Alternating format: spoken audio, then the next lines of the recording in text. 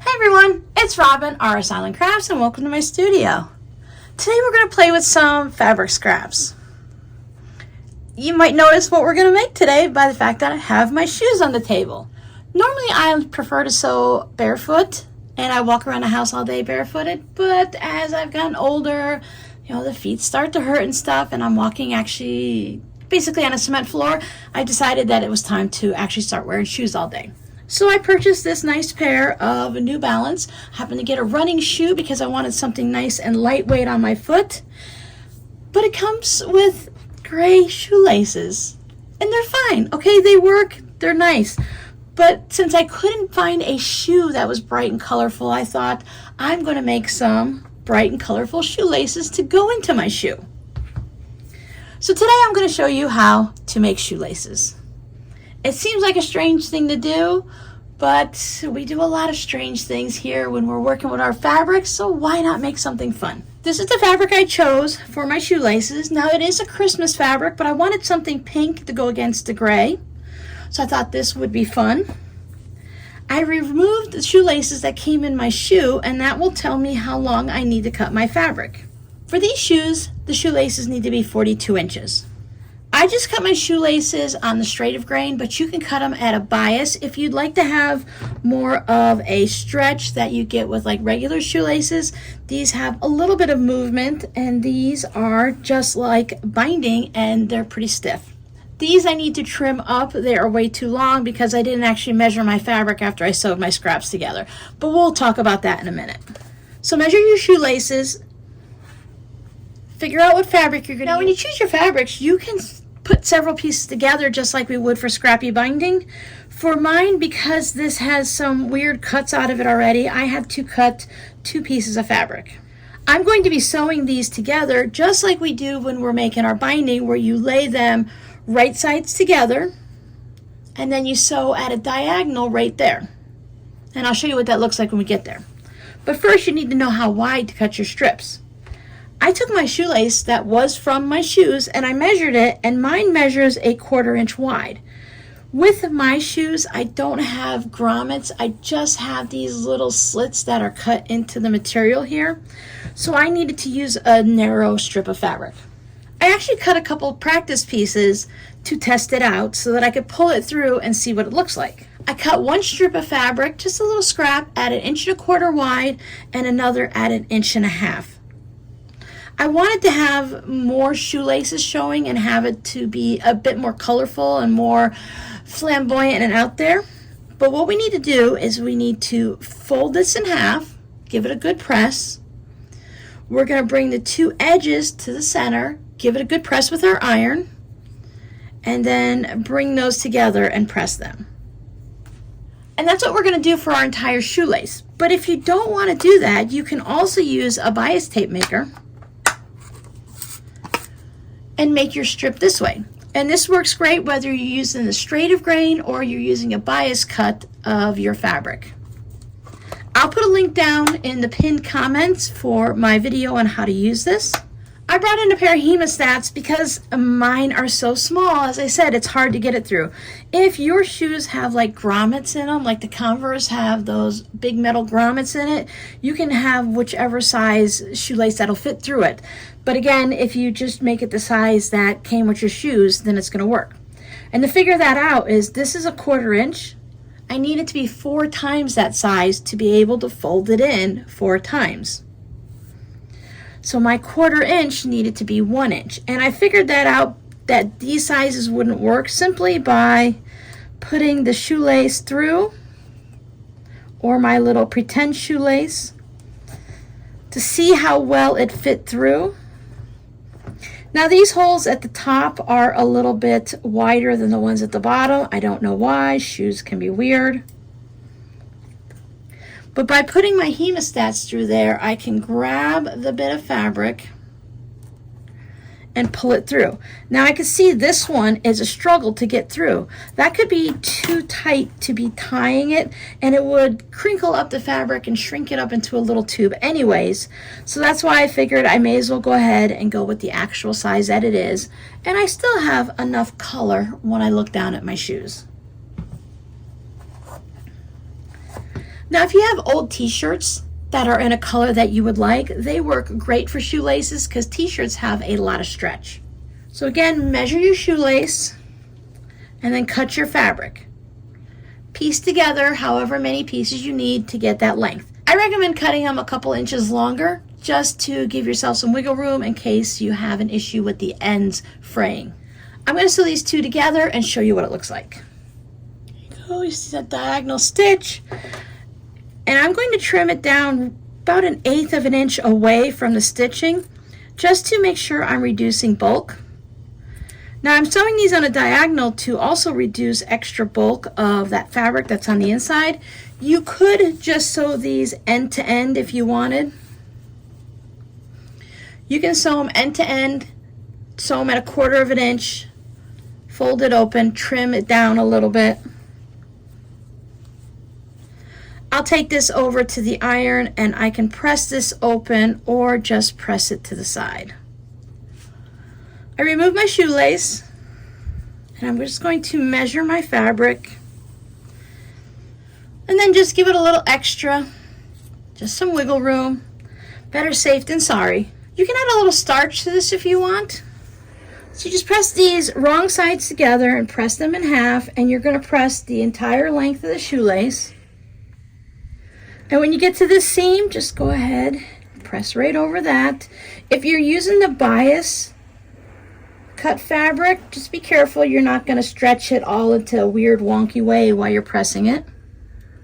If you used a lot of steam and it's hot, just let it cool off for a second, and then we're going to take each of these sides and bring them to the center. Now you can do them one at a time, or you can bring both over at the same time and go ahead and press it the full length. After pressing the two sides to the center, I went ahead and pressed it back at that center mark and just gave it a nice press all the way down the length of my shoelace. Now I want to take it to the sewing machine and I'm just going to put a stitch about 1/8 of an inch, maybe even just down the center, just enough to hold this down. You want to go close to the edge, but you don't need to be right at the edge. You can see on my other shoelace about where that is. Now if you want, if you have some type of a fun stitch on your sewing machine, you can go ahead and stitch that. You can stitch a zigzag down the center if you're not comfortable with that straight stitch. Again, if you're using the bias cut, just be careful you're not pulling and stretching on it, because when you put it in your shoe, you want it to still have that stretch. You don't want to stretch it out ahead of time. There it is, all stitched down, nice and neat. Now the next question is, what are we going to do about the ends? Now for me, I'm just going to tie a knot in the end. I'm perfectly happy with that. There are some things that you can purchase to make these look like actual shoelaces. The plastic tip at the end of a shoelace is called an aglet. You can actually purchase those online. You can purchase them those at a variety of places online. But you can also purchase something that's called shrink tubing, and it's something that electricians use when they put two pieces of wires or something together. They put a tube on it and they shrink it, or it's something mechanics use for the same purpose. From what I've read online, 1/8 of an inch shrink tubing is what you'll need. And what you do is you put it on here and you hit it with one of those heat guns and it'll shrink it down. Now, if you don't have a heat gun, you can put a piece of scrap fabric on top of it, maybe double it up a couple times, and you can gently put your iron on it and move it around. If you just put your iron on it, it'll make it flat. If you want it round, you have to move it around. Just be careful. Put scrap fabric on your ironing board, scrap fabric on top so the plastic doesn't melt to anything. And then just go easy. Other people have just gone ahead and wrapped washi tape around it about 8 or 9 times. You can put washi tape on it, and that will keep the end from fraying. You could do some type of Mod Podge and put that on the end. That will also give you a firmer piece. You can use fabric tack. But again, I'm just going to put them right through my shoelaces as is. I don't have half of that stuff, and I'm not going to wait to purchase some type of shrink wrap. I might want to change these shoelaces out next week. So I'm just going to go ahead and put them in. I like my laces across the top. I like to see that extra bit of fabric there or shoelace, but you can lace yours up any way you want. Now we're making these shoelaces, so you want them to be visible. You might not want to do those different designs that they have where you don't see the shoelaces as much. I like to see it. So as you can see, the little slits here are really small on mine, so using the hemostats is just going to make it easier for me. You could cut this to a point. You could do a bunch of zigzag stitching on the end.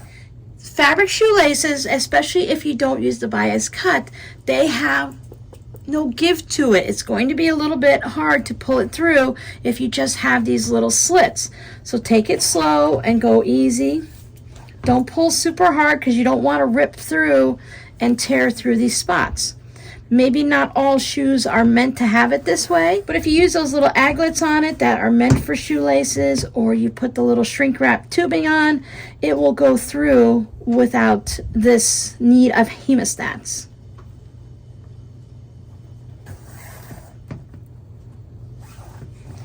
Don't forget to go through the little tongue loop if that's what you normally do.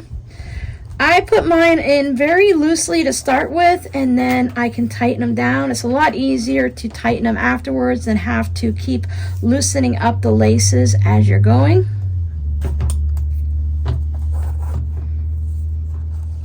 Try a couple different materials. The t-shirt material looks like it would be really easy.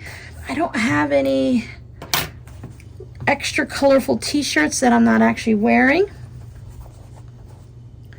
So just go through and you can straighten things out, whether you like them to be non-twisted, you can untwist them or just leave them however they lay. It might be easier to actually put it on your foot and then get the laces to where you want them. And make sure you go ahead and tie them in a bow before you decide where you want to cut the lengths. Now, as long as I'm not tripping over them, I am perfectly happy with it. You can take these to the sewing machine and stitch across the end a couple times and then trim it off, or you can just take it and put it in a knot.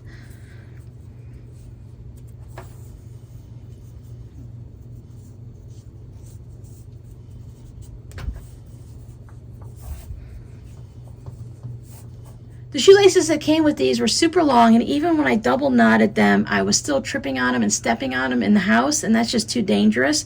So I trimmed them to the length that I wanted, and since they're that synthetic nylon-y type material, I went ahead and I hit it with the lighter to melt it, and then just like with this, I just tied a little knot in it, and they've been perfectly fine for quite a while.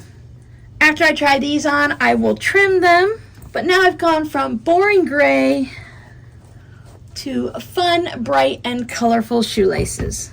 So your scrappy word for today is aglet. I'll put it right here. How many of you guys knew that that was the name of the little plastic tip that's on your shoelaces? I actually learned that several years ago, well, many years ago, but it's one of those words that I tend to mispronounce, or I skip that L. I always call them agates or something like that, and that's probably a totally different word.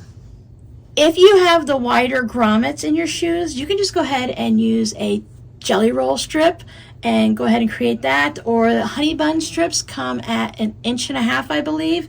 You can use those, or just sew a bunch of scraps together to create fun, colorful shoelaces. So let me know in the comments if this is something that you think you might try. I had a lot of fun making these, and I'm going to smile every time I look down and see my pink shoelaces. This is a project that can easily be done in less than an hour. So thanks for hanging out with me. I'll see you guys in the next video. Bye.